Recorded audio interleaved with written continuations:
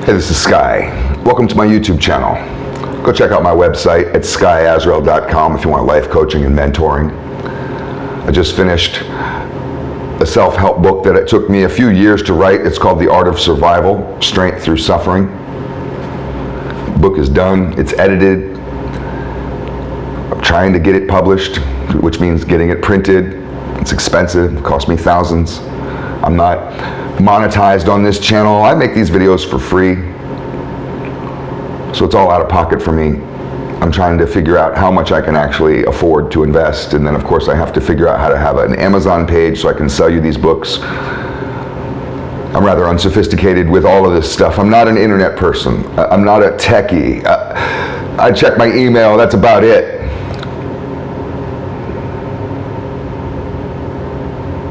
I want to talk just briefly about the division that's happening in America, and it's due to this groupthink phenomenon that has always existed in some sense or in some aspect because of that's the way creatures are on this planet. We group up. All creatures do. You see ants hanging out together. You see birds of different kinds. Crows hang out with crows. Dolphins hang out with dolphins.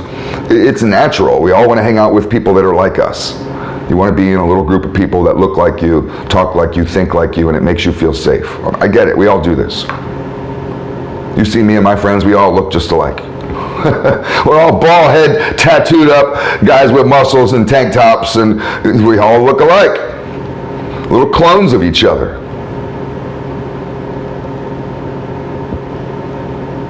Neighborhoods have been that way my whole life.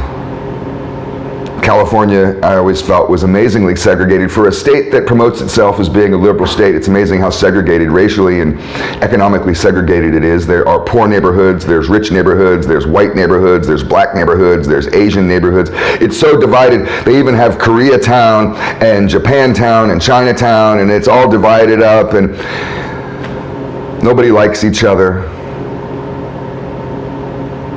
The more we divide, the more we go into this groupthink, into this world of confirmation bias, where everything we say just kind of bounces off these rubber walls back at us, and everybody in our group sits around basically with folded arms saying, damn right.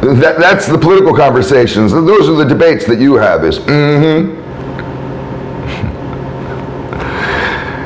We're losing our diversity as a nation. Even within your part of town. Maybe you live in one of these segregated cultural, ethnic parts of town. I used to complain about the barrio. I lived in the Mexican barrio for a long time.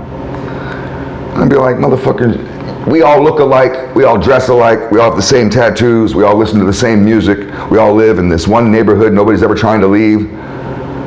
You guys don't see a problem here. We're in a free country, you're enslaving yourselves. When you lose diversity within a society, you might as well be a slave. You'll all become ignorant and stupid. We'll lose the greatness that this country has, the greatness that this group, this society that we have called America is based upon the diversity. All the different kinds of people that live here, the different minds that can come together with this one set of goals and values.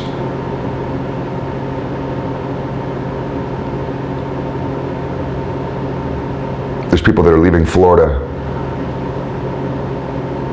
in waves.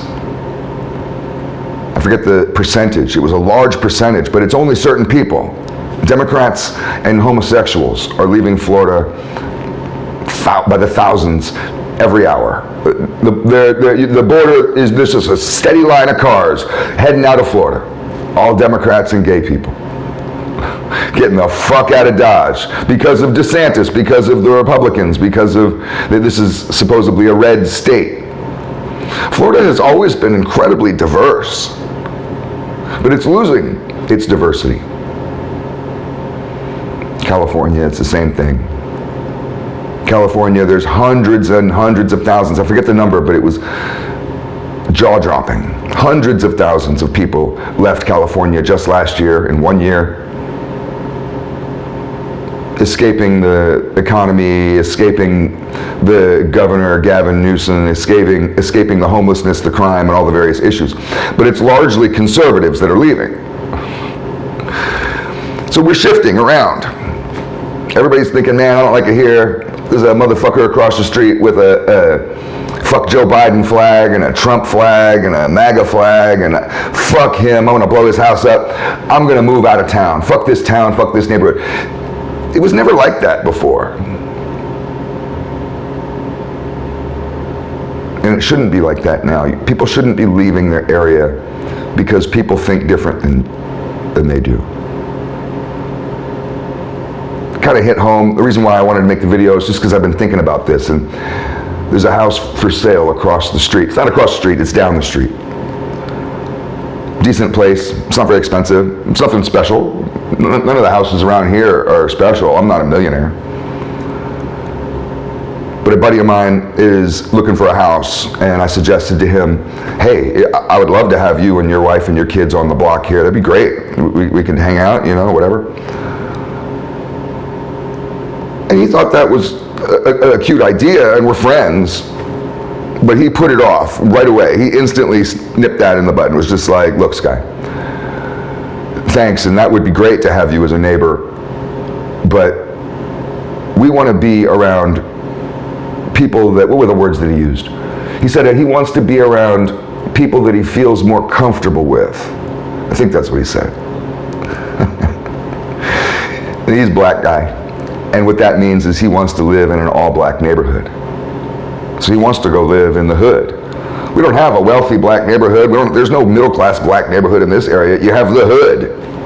My block is diverse, and I told him, if you're looking for diversity and you think that I live in some kind of white boy neighborhood full of rednecks and rebel flags, that's not the case. We have a black couple that live 2 houses down. There's a Muslim couple, and they just had a baby. They live literally right across the street. They're from Lebanon, I think. And we have a Puerto Rican family who I bought a car off of, a Mitsubishi, gave it to my brother. They live down on the end of the block. They're nice people. This is an incredibly diverse block and a diverse neighborhood. No, he doesn't care. Doesn't care. He wants to live around his own people because he feels more safe. It would be better for his kids to grow up like that. And I've just been thinking about it. You know, is my friend racist? Is that racist? I don't blame him. I just think that we need to quit it with this groupthink, this fear, this idea that diversity is somehow going to attack you, that you can't be you unless you're in a group of people or in a neighborhood that's just like you. It's all food for thought.